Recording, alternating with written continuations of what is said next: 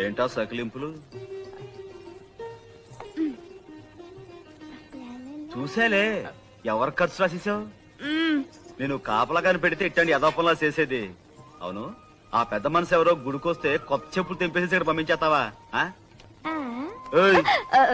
ఏదో నీకు 4 బేరాలు వస్తాయని ఆశ.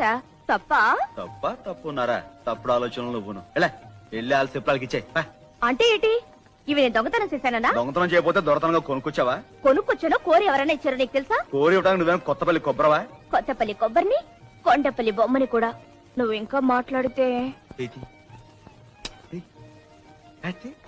ఏ ఎవరైనా చూస్తారనా? చూడండి, మొగుడు పెళ్ళాలు ఆ మాత్రం హుషారుగా ఉండరా? ఎప్పుడయ్యావే పెళ్ళనివి?